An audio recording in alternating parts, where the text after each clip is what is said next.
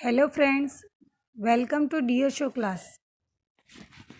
આજે આપણે આ વિડીયોમાં ઇંગ્લિશ ગ્રામર એટલે કે અંગ્રેજી વ્યાકરણ વિશે ચર્ચા કરીશું, જે ધોરણ 5થી 12ના બાળકો માટે ખૂબ જ ઉપયોગી રહેશે.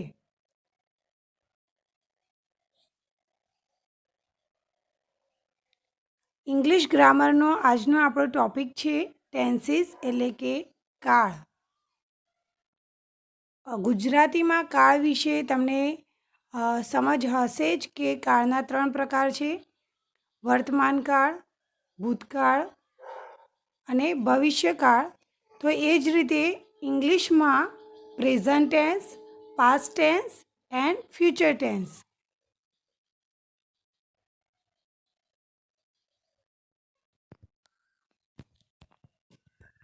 જેમાં આપણે આજે સિમ્પલ પ્રેઝન્ટ ટેન્સ એટલે કે સાદો વર્તમાન કાળ એના વિશે સમજીશું. સૌપ્રથમ સાદો વર્તમાન કાળ કોને કહીશું?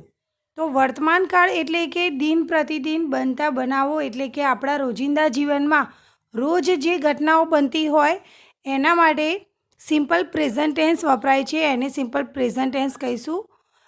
આપણા રોજબરોજના જીવનના જે કામ છે, સામાન્ય આપણી વાતચીત છે, વાર્તા વર્ણન છે, કોઈ ભવિષ્યની વાત છે, કોઈ શરતી વાક્યો હોય અને આપણી દિનચર્યાનું વર્ણન કરવા માટે આપણે આ કાળનો ઉપયોગ કરીએ છીએ. આવે છે, જાય છે, ખાય છે, નાચે છે, જીતે છે વગેરે વગેરે ક્રિયાપદો આ કાળમાં તમને જોવા મળશે. એટલે કે જે ઘટના રોજ બનતી હોય એના માટે આ કાળનો ઉપયોગ કરીશું. આપણે ઉદાહરણ દ્વારા સમજીશું જેથી વધારે સમજ પડે. સૌપ્રથમ આપણે સિમ્પલ પ્રેઝન્ટ ટેન્સની વાક્યરચના જોઈશું, જેમાં હકારાત્મક વાક્યરચના એક વચનમાં. એટલે કે અહીંયા તમને એક વાક્ય જે હકારાત્મક હશે અને એ પણ એક વચનમાં. પહેલાં આપણે વાક્યરચના જોઈએ. અહીંયા તમે જોઈ શકો છો કર્તા, ક્રિયાપદ અને અન્ય નામ.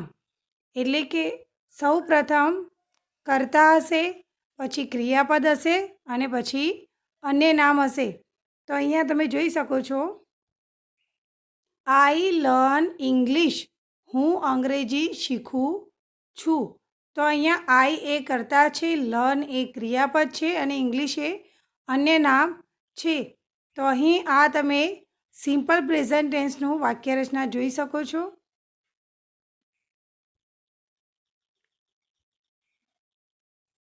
એ જ રીતે જો હી, શી અને ઇટ એટલે કે અહીંયા હી, શી, ઇટ એટલે હી એટલે કે પુરુષ જાતિ, શી એટલે કે સ્ત્રી જાતિ અને અહીંયા ઇટ એટલે કે નાન્યતર જાતિ, જેમાં પશુ, પક્ષી, વસ્તુ વગેરેનો સમાવેશ થાય છે.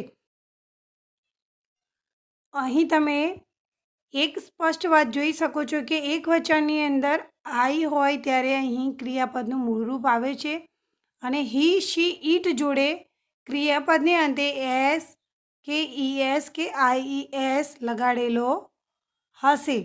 તો એ આપણે અહીંયા સાદા વર્તમાન કાળમાં ખાસ ધ્યાન રાખીશું.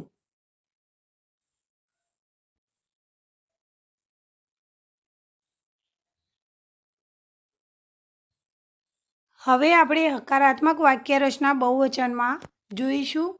એ જ પ્રમાણે કર્તા, ક્રિયાપદ અને અન્ય નામ. આઈ લર્ન ઇંગ્લિશનું બહુવચન થશે વી લર્ન ઇંગ્લિશ, અમે અંગ્રેજી શીખીએ છીએ. તો અહીં આઈ સાથે પણ ક્રિયાપદનું મૂળરૂપ હતું અને અહીંયા પણ વી સાથે ક્રિયાપદનું મૂળરૂપ જ આવશે. બીજી વાક્યરચના આપણે જોઈ હતી હી, શી, ઇટ સાથેની કર્તા, ક્રિયાપદ અને અન્ય નામ. અહીં પણ ક્રિયાપદનું મૂળરૂપ જ રહેશે. એટલે કે હીનું આપણે બહુવચન કરીશું તો ધે થશે. ધે રાઇટ હિન્દી, તેઓ હિન્દી લખે છે. ધે લવ મ્યુઝિક, તેણીઓ સંગીતને પ્રેમ કરે છે. અને ધે જમ્પ ઓન ટ્રી, તેઓ ઝાડ પર કૂદે છે. તો અહીંયા જ્યારે વાક્યરચના બહુવચનમાં હોય એટલે કે આપેલ કરતાં જો બહુવચનમાં હોય તો તમારે કશો જ વિચાર કરવાનો જરૂર નથી, એટલે કે ત્યાં ફક્ત ક્રિયાપદનું મૂળ રૂપ જ આવશે. તો અહીં આપણે એક વાતનું ધ્યાન રાખીશું કે જ્યારે કરતાં એક વચનમાં હોય અને હી શી ઈટ હોય ત્યારે આપણે ક્રિયાપદને અંતે એસ ઈ એસ કે આઈઈએસ નિયમ મુજબ લગાડીશું. એસ ઈએસ અને આઈઈએસ લગાડવાના નિયમો જે છે એના માટેનો પણ આપણે વિડીયો એક બનાવીશું.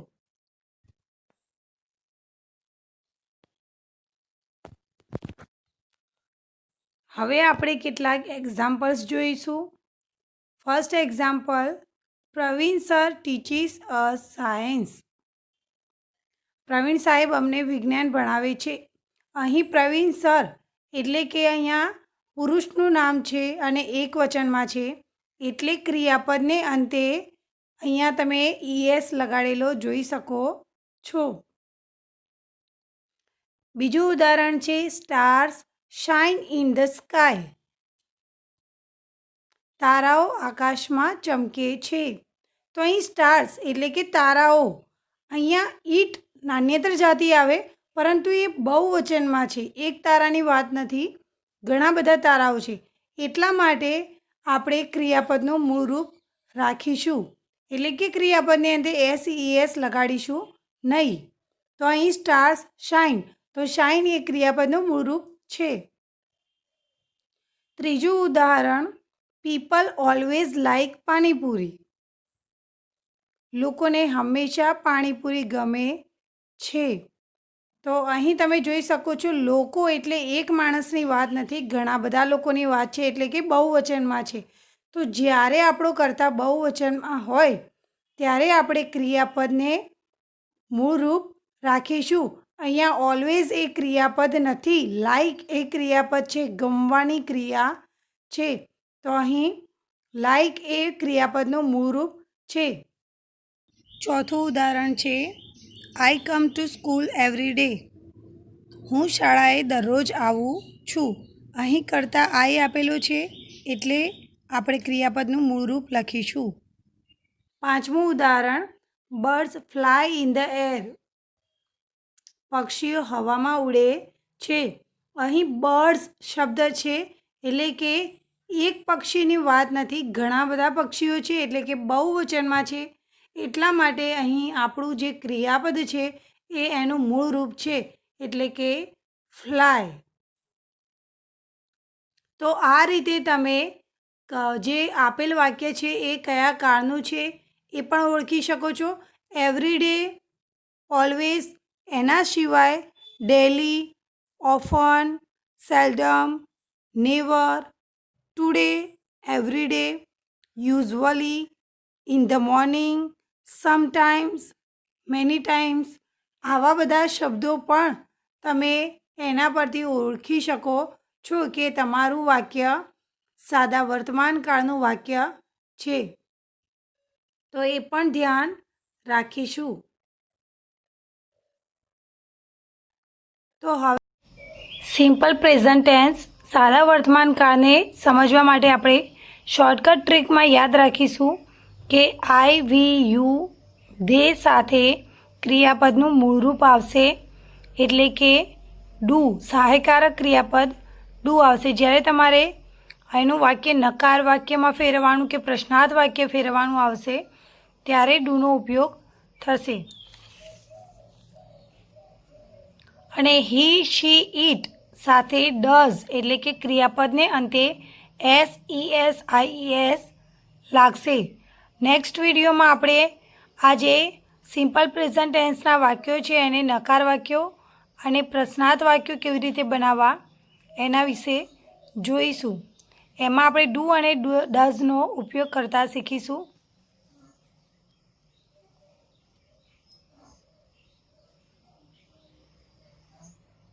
કીવર્ડ્સ એટલે કે વાક્યની અંદર જ્યારે તમને આવા શબ્દો આપેલા હશે ત્યારે તમે સમજી શકશો કે આપેલ વાક્ય સિમ્પલ પ્રેઝન્ટ ટેન્સ એટલે કે સાદા વર્તમાન કાળનું વાક્ય છે.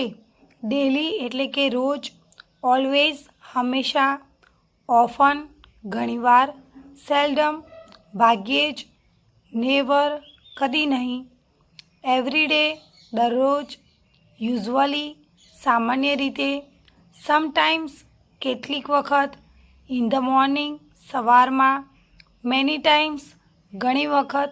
તો વાક્યમાં જ્યારે આવા શબ્દો હોય તો એના પરથી આપણે સિમ્પલ પ્રેઝન્ટ ટેન્સની ઓળખ મેળવી શકીએ છીએ. જરૂરી નથી કે દરેક વાક્યની અંદર આ શબ્દો આપેલા જ હોય, એ પણ ખાસ ધ્યાન રાખીશું.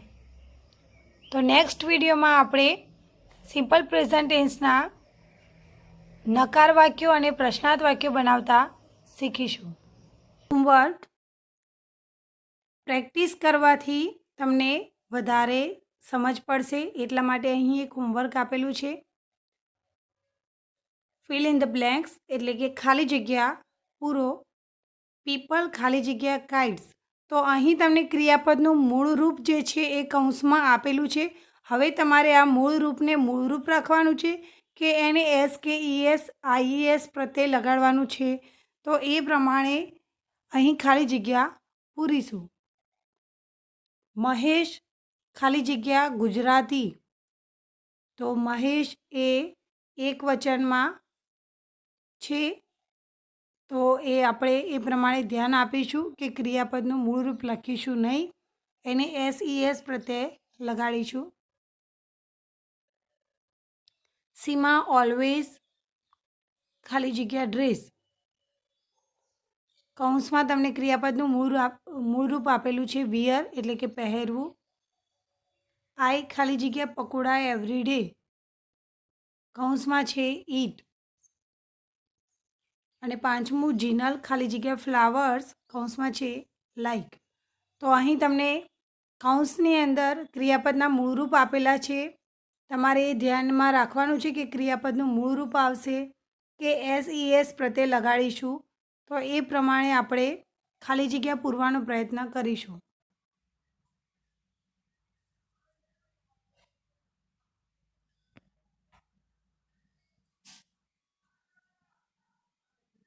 Thank you.